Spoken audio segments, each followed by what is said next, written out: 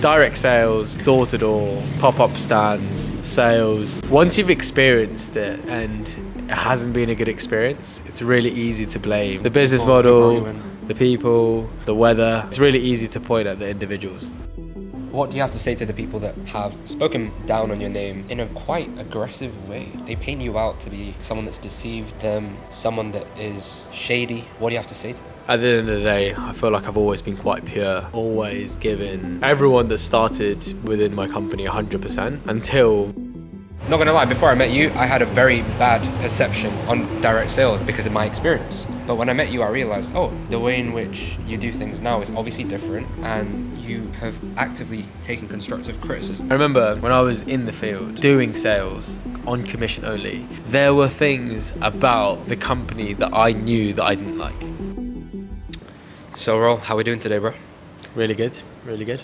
Amazing. It's a beautiful day to talk about this topic. We've known each other for a few months now, and when we first started working together, you mentioned that you had some negative press around you, and I was quite shocked because when I first met you, you were a great guy. And when I Googled your name, a bunch of these news articles came up and Reddit posts and threads pretty much talking down on your name, making you sound very bad. Not gonna lie, if I didn't know you and I saw that, I would not apply to work for the company, and I don't feel like it's a fair judgment on you. So why do you think people felt that kind of way when it came to the posts that they made about you?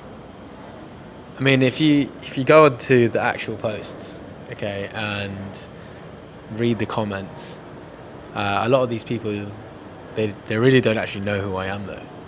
So these people might have started in, I don't know, one of the companies that I consult, or maybe they might have started in an office that I might have been running, okay, or they might have had an interview and not even have started. And I guess a lot of people have put me into this group, okay, of the direct sales, door-to-door, pop-up stands, sales. Once you've experienced it and it hasn't been a good experience, it's really easy to blame anything really, like the business model and the business model, the people, the weather, you know. But it's really easy to point at the individuals, you know. And I guess what a lot of people don't realize is I went through the field as well, you know, like I did the door-to-door. I did many months of doing door-to-door sales without seeing any results. Yeah, of course. But it's not for everyone. And maybe, I guess my problem was, like, did I sell the dream that anyone could do it? I honestly believe that if I could do it, then anyone could do it. And I guess the one thing that I've realized in the last couple of years is no, not everyone can do it. Like, not everyone's going to be willing to go through those situations. Mm-hmm. And to be honest, the situations that I've gone through and the tough times that I've had, I wouldn't wish it upon the average person anyway. I totally feel you on that, because I have a non-biased opinion since, yes, I know you. However, I have actually been on the other end, where I also was in the field back in November 2021, and I myself did not have a good experience because I personally got catfished into the role. I applied for a marketing job in the office when I was at a time in need of cash, and it was not brought to my attention, and it was not communicated clearly that it was a door-to-door job. Now, sure. How do you think that experience that I had has kind of, affected your business? Because have you been transparent since day one about the job roles that you put out? I mean, to be honest, man, I started in direct sales, okay, in 2015, okay, and I went through the exact same experience. So I applied, to be fair, I can't actually even remember whether I applied for the company or not, but I remember that it was advertised as a marketing company. And I don't know, I'd never had much experience before this, and when I first started, they advertised it as a marketing company. I started and it was door-to-door. Their definition of marketing was like creating brand awareness, okay, exposing the product to as many people as possible, and obviously acquiring customers. And I guess if you search the word marketing, like, they're not lying, but people have a different perception in the 21st century of what marketing is. Okay, their idea of marketing is, again, creating adverts or digital marketing and so on and so forth, you know. And in the beginning stages, I guess when I first started, when I was going through the field, the skill set that I learned was how to interview people, how to sell products, and how to train people to do sales. Does that make sense? So when I progressed into a management position, okay, I didn't actually learn any of the recruitment types of ways of recruitment anyway, because that was a role that was outsourced outside of what my responsibilities were. However, the reason why obviously I got all of the backlash from it was because at the end of the day, it was still my company. I should have learned what was being recruited in. However, again, I was 19, 20, 21 when I first opened up my company. Like, I guess the dream was to open up a company and I guess start gaining the fruits of your labor of being in the field. And maybe back then I should have really paid attention to what was being advertised. But again, at the end of the day, man, like, who's actually going to really apply for a door-to-door sales job? Does that make sense? Like, the type of demographic that we were looking for, the type of talent that we were looking for were like ambitious people, like people that wanted to be outside of the norm. So I guess how the job adverts displayed were, it'd be like, I don't know, it'd be like marketing assistant, for example, okay? And then on the details, it would say input, like, have to be good face-to-face, or have to be client-facing role. Yeah, client-facing role. You have to be good with speaking to people, okay? Just be like flexible hours or all of that stuff. And it was similar to, do you remember that debate that Samuel Leeds had with it was the guy Banks dude that we saw at the Gen Z event. Poku Banks. Did you see that? Samuel Leeds and Poku Banks. I actually have seen little clips. I haven't seen the full. Yeah. So I watched the video, and Samuel Leeds was like, your title was like fake gurus. He was like, how can you prove that I'm a fake guru? And then what's his name again? Something Banks? Poku was like, it's just clickbait, man.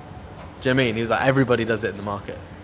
And similar to how we attracted people back then in like 2016, 17, when I first opened up my company, it was just clickbait for us to survey talent, you know? And as soon as they came in for the first interview, okay, we'd be like, hey, look, it's a face-to-face role, okay, door-to-door. And then they would go out on an observation day, okay, where they'd go knock on someone's door, and then we'd qualify that person. And can I say that it was right or wrong? Okay. I would say for me, it was the right thing. And the reason why is because, again, I was catfished into this business as well. But would I have really applied for a door-to-door sales role? Probably not, you know. But has it changed my life? 100%, incredibly. Like, it's definitely given me the options and the possibilities and the choices. And yeah, it's been a good ride, man. Yeah. I wanted to add on to that because, as with anything in life, that when it comes to work, making money, of course you want to exemplify what it actually is. And the way I see it is like, let's say when you buy toothpaste, like tooth whitening toothpaste, Yeah, sure. they say that it's going to whiten your teeth, but it's not going to do it immediately. Yeah, and obviously there's different types of people. So like, is that false advertising? No, because I mean, it does technically work, but just not for every single person. I think the problem behind recruiting the way that we used to recruit back in the day was the fact that I honestly believed that you could train anyone to be able to make money and do sales. Okay, because back then it wasn't even that difficult, man. It was just like it was a numbers game. Whereas now sales is more of a knowledge game as opposed to a numbers game. Like back when I first started, you didn't really have to be that talented, or you didn't really have to be that skillful or that charismatic, or you didn't have to have that many qualifications to be able to do well. However, the average person that we bring in now has to be a little bit more sharper to be able to perform. So the sales companies that are still recruiting how we used to back in the day, you're never really going to do well anyway, because you're recruiting the wrong type of people. Mm-hmm. Yeah, makes sense. And even when I've come to your office and I've met the other people that work under the other businesses that you consult, there are people there with a ton of qualifications. There's people with PhDs that come in. There's people that have experience with other fields. Like some people have come from banking, and some people have just come straight fresh from uni. Yeah, now, sure. I mean, we've got that girl that just started. She's like 20 years old. She's got 2 PhDs. Yeah, that's crazy. And she finished university at 14 years old. Like, let me ask you, how did you recruit that talent in terms of all the way from job post, interview process, the way in which you described your company, and to bringing them in? Sure, man. I mean, I guess the reason why she was so attracted behind, I guess, starting in an entry-level position, doing door-to-door sales in person, face-to-face, was because she knew that the values and skills that you would learn, the grit and determination, resilience, and not even that, but like obviously the mentality parts are great and it's very valuable in any business. But it's the ability to actually speak and communicate. Okay, she's got a PhD, okay, I think in business and finance. Wow. However, in order for her to, I guess, be effective in any business, in any role, she has to be able to communicate her ideas. And she's aware of that. So, yeah. Is our business going to be the long term for her? Like, probably not. However, she's in it to learn some soft skills and develop some hard skills, and there's no fault in that. Mm-hmm. Yeah. Like, if she wants to progress and I guess manage a team, then she can do that as well. If she's got goals to do that, however, there's no pressure. Yep. So, back to my question. How do you think you attracted that kind of talent and made someone transparently happy to, move forward through the interview process? Like, Sure. How did you lay it out? Because obviously, since the articles have been written about you, you've changed some things. Yeah. So. At the end of the day, man, when people started in my company, or people started in any of the companies that I've consulted in the past, or present, they don't just apply for the job. Does that make sense? Mm-hmm. Like, they apply and they start because of who they're going to be working for and who they're going to be working with. Does that make sense? Yeah. It's like people are attracted by some sort of level of influence or positive influence. So I don't know, maybe just ask her as to why she started. But I'm assuming it's because of, I guess, the culture that we have. Mm-hmm. Cool. So, what do you have to say to the people that have spoken down on your name in a quite aggressive way? They paint you out to be like someone that's deceived them and someone that is shady, right? What do you have to say to them? I mean, at the end of the day, man, people can say what they want, can't they? At the end of the day, I feel like I've always been quite pure and always given everyone that started within my company 100% until I've got this, I guess, I've always lived by this motto, okay? And every single person that comes in to, I guess, my radius, okay, whether they're in my business or not, whoever comes in within my radius, okay, they'll get 100% of my time and energy, okay? And I am always willing to give as much value to anyone, right? And everybody that I guess I build a relationship with or starts, okay, or part of any sort of training that I have, they start with 100 points, okay? However, it's very easy to lose points. So if somebody lies, if somebody is like, if somebody says they're going to do something and they don't do it, okay, if they say that they're going to be in for a certain training session and they're late, if they come in and they're like slightly like, they just bring like a negative aura or attitude, or if somebody just doesn't care about the work they're doing, okay, people will just reduce in points. And the amount of points they reduce by is the amount of effort that I'll put into that person. And I live by this saying, and it's like, and maybe this is one of my strengths or weaknesses, but I fall in love really fast. So as soon as somebody starts or I interview someone and I believe they've got potential, like I'm completely in love with that person. Like I'll give that person, I'll serve that person, I'll do anything for that person. However, if they show any signs of, I guess, lack of desire, okay, or lack of grit, or again, accountability, or even if they don't respect themselves, then I lose respect from that person straight away and they drop their points, and I fall out of love even faster. Does that make sense? So maybe some of the people that do give me hate, maybe they're the people that I might have not spent as much time with, okay, or maybe they're the people that have not stayed accountable to their certain goals. And my goal isn't to get people from like average to good. My goal is to work with good people and turn them great in the industry that I know that I'm good at. So Yeah.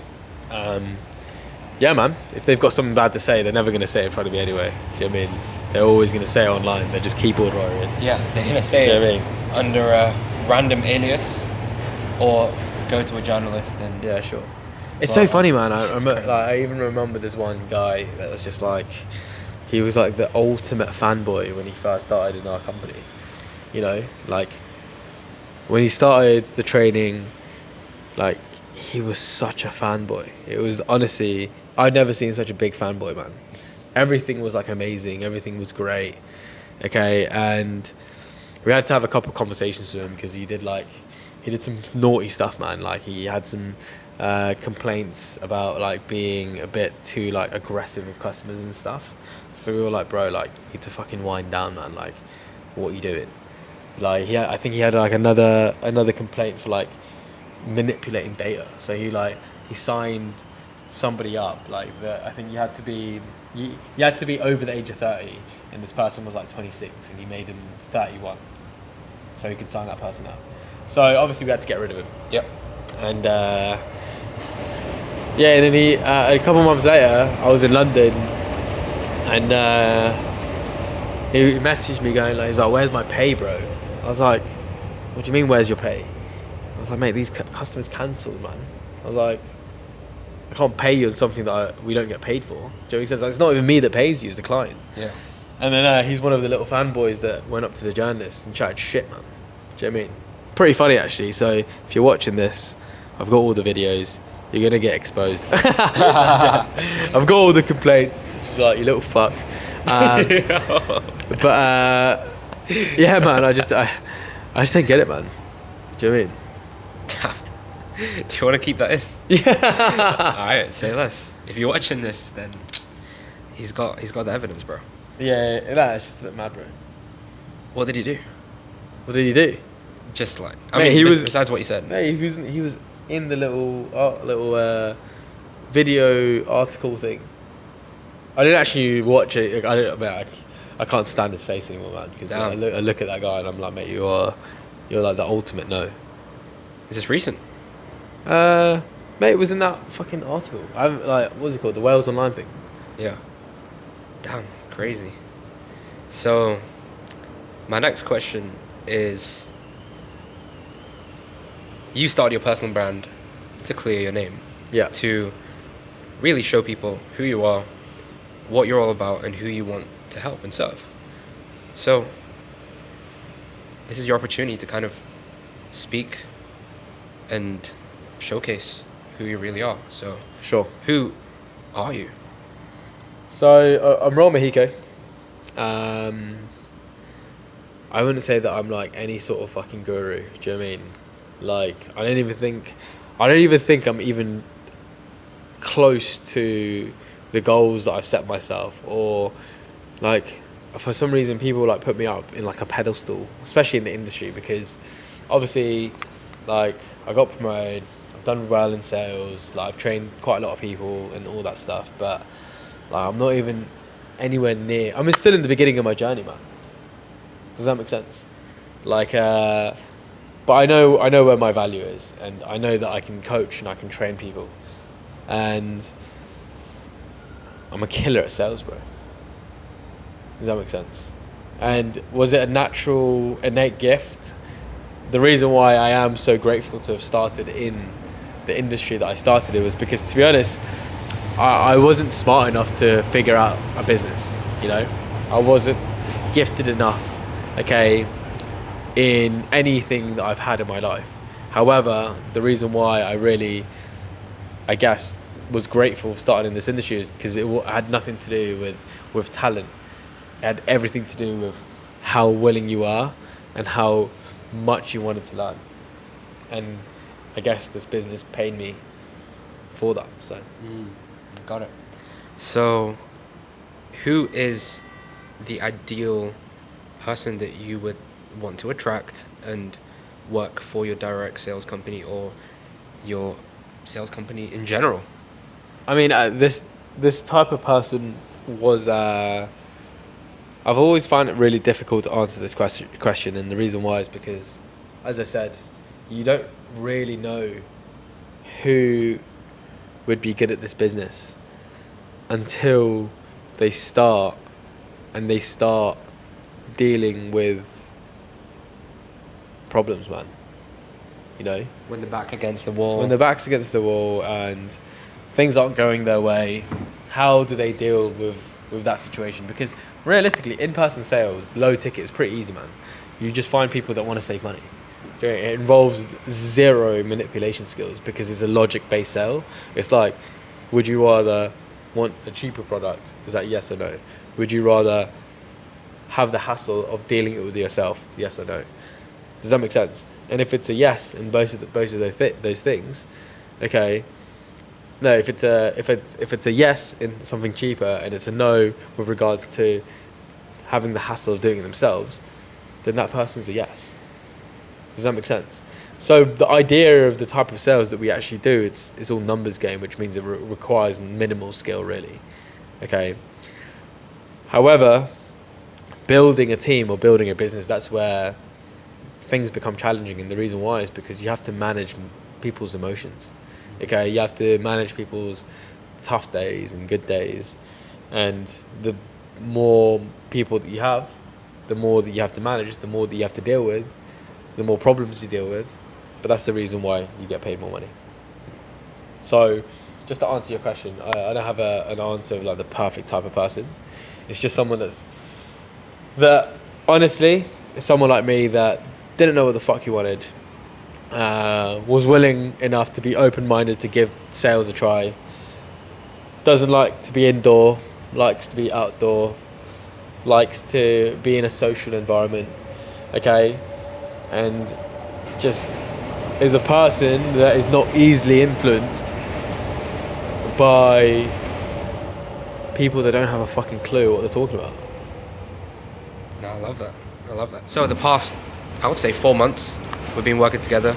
I've been attending your days in the office, your days at conferences with the other businesses that you consult and all the other sales reps that you've trained over the years.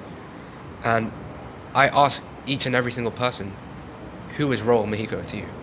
And they have one common thing that they always say, and that is you're someone that is a pioneer in the space. You have changed the way in which the negative stigma is around direct sales. And not gonna lie, before I met you, I had a very bad perception on direct sales because of my experience. But when I met you, I realized, oh, the way in which you do things now is obviously different, and you have actively taken constructive criticism. So, Do you know what's crazy, Yeah. bro? Like, the funny thing is, man, like, it's not like I've even changed things the last, like, couple of years. I've just made people that aren't in the industry anymore, or that haven't been in the industry ever, known that we've made the changes. It's so fucking annoying, man, because we actually changed everything when I opened up my company anyway. Does that make sense? There was like, mate, I remember when I was in the field, okay, doing sales on commission only, there were things about the company that I knew that I didn't like. Does that make sense? Number one, I don't fucking like how messy shit was. Like, I hate, like, I'm a bit OCD, man. If you go into my office, it's like, it's hella clean. Do you know what I mean? Like, it's pretty clean, isn't it? Yeah, You know, and I remember there was one, like, I had like a pet peeve when I was going for the field, actually. And I remember I'd go into the mornings, okay, I'd go into like the morning atmosphere, that's what it was called. And I remember like everyone would just put like their bags and stuff and like their coats on like the side. Did you ever see that? Like they would just put it like on the whatever like piece of furniture there was, they'd just have it on the furniture, or they'd just have it on the floor and stuff. And I was like, man, how hard is it to just get some coat racks and some wardrobes or some lockers or whatever it is? So as soon as I opened up, I was like, as I opened up my sales like office, I was like, you know what, I'm just gonna get some lockers, some wardrobes and some hangers, man, and some rails so everyone can put their stuff. I remember I didn't like the fact that one of the things that I struggled with was the fact that I was still learning sales, and when I was building a team, I had to like pay for people's like business trips, like road trips, to go to like a different city to train people. So as soon as I opened up, I was like, you know what, I'm just gonna pay for people's business trips. You know, like when they're brand new and they're still learning, okay, and they don't have any money, okay, then we'll pay for their business trips. But if they were, let's just say, like a team leader who was already making bank and knew how to do the sales, then they're self-employed, man, so they can pay for their own business trips. But if they're brand new and they don't know how to do this, like I paid for my first business trip when I first started. Remember, I paid like £70 for the week, and I ended up staying in like a 1-bedroom fucking like Premier Inn in the middle of the motorway. And the only reason why I didn't leave was because I was the person driving, and I didn't want to abandon 4 other people in the middle of the motorway. In a one bed. In a one bed. Does that make sense? I remember, mate, on my first ever road trip, do you know how fucked it was? I was in a 1-bedroom Premier Inn in the middle of the motorway in Leicester. Okay, there was a bunk bed in the room. Okay, and I was sharing a single mattress bunk bed on the bottom bunk with someone. Okay, random stranger that I'd only met like 3 days before. And then like the team leader was in a bunk bed above with like I don't know, like tossing and tailing. Okay, is it toss tail? Yeah. Top and tailing with like another person, and then another team leader was like on the floor. That's crazy. Mate, it was rough. And you still stuck around. I still stuck around, man. You didn't complain. You didn't make an article. Yeah, I didn't complain, and the reason why is because number one, I was just like, mate, these guys are in the same boat as me. I don't want to leave. The only reason why I stuck around, legit, I was actually thinking of quitting that day. The only reason why I stuck around was because I didn't want to leave these 4 random strangers, okay, in the middle of the motorway. And the reason why it's because I was driving. I was the one that was driving. So you're the only one that knew how to drive. I was the only one that was going to get these guys back. Do you know what I mean? So, but then again, that week changed my life. I remember going to that office in Leicester, sat down with the senior partner or director that was in that office at the time, and he gave me this book to read called How to Win Friends and Influence People. And honestly, the information in that book was worth the dungeon of being in that fucking shithole for a week. Damn. You know? And yeah, so when I opened up, I made sure that people had like good accommodation, you know? As long as it was planned the right way. Like, can I promise that, like, again, the problem that I maybe had was the fact that I let people have a lot of control in my business. Okay, and people had to make mistakes. So when someone progressed into a leadership position, instead of me looking for the accommodation for them, I just got them to look for the accommodation. Does that make sense? And I would pay for the accommodation for the new guys. But again, the problem was they would go into a business trip. The shit leader was planning it, and you plan it the right way. They booked it on the Saturday. Okay, obviously, yeah, that's where things can go wrong, man. Yeah. When things aren't organised the right way. Definitely. Now, segueing into this topic that I wanted to ask you about, why do you think there is a huge negative stigma around your business model? Because obviously the churn rate is quite high, naturally. Yeah. I honestly believe it's just because, number one, the wrong people are recruited in. Number two, they're not trained the right way. Like, I've seen so many talented people, okay, in my career that could have done really well in this business that haven't, and the reason why is because they were wasted talent because they weren't trained the right way. Even some people that have started in my, like, in the companies that I consult right now, like, some of these guys, man, could have done so well, but they just weren't shown the right example, you know? And what happens is they start to gain excuses because they're not doing well, they're not making enough money, and it's like, if we recruited the right people in the first place, we progressed the right people to a leadership position the right way, and these guys were developed and trained properly, then you wouldn't have these excuses. It's not the business model, man. It's the training and people's complacency that fuck everything up.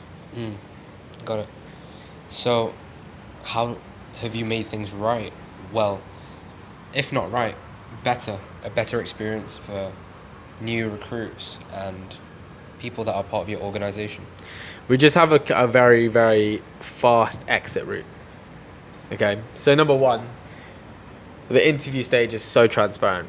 Okay, the people that are managing teams now, they don't even recruit anymore. Okay, what happens is there's no like interviews or whatever it is. What happens is they'll have like one big group interview, okay, which we call an assessment center, and then we'll just be like, yeah, it's door to door.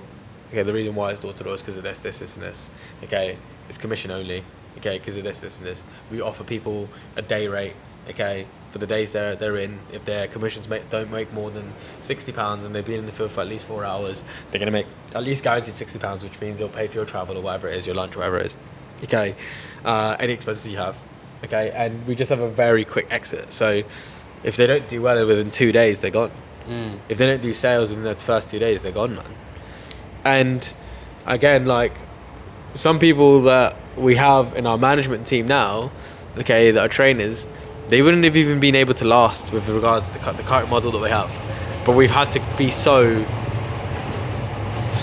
tight on this recently, and the reason why is because we just can't be asked to fucking deal with shit, man. Most people just moan all the time now. Makes sense? And if things don't work their way, they're not happy, they just go straight online and chat shit. It's so annoying. So, the thing is with sales, it is a very competitive space. Plus, it's good that you are transparent from day one. And they don't have to stay there for a month. They can leave after the first assessment center and not even continue. So, I mean, number one is they don't have to start. Number two is they don't have to stay. Does that make sense? Yep. So if someone's deciding to start and stay, like, I remember, so, okay, give you an example actually. So we had this one dude like a couple of weeks ago, one of the companies that I consult. So we were like, look guys, we've obviously been giving you guys day rates and you guys have been taking the piss.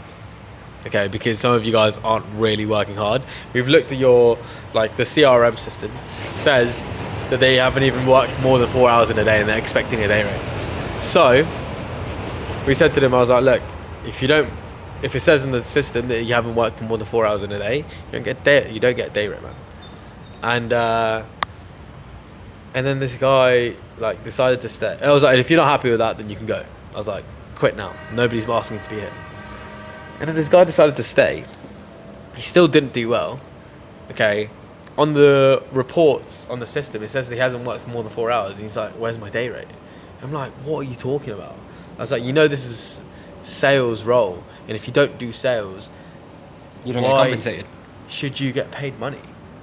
Like, it's just like, yeah. Come on, man. Like, start thinking, bro.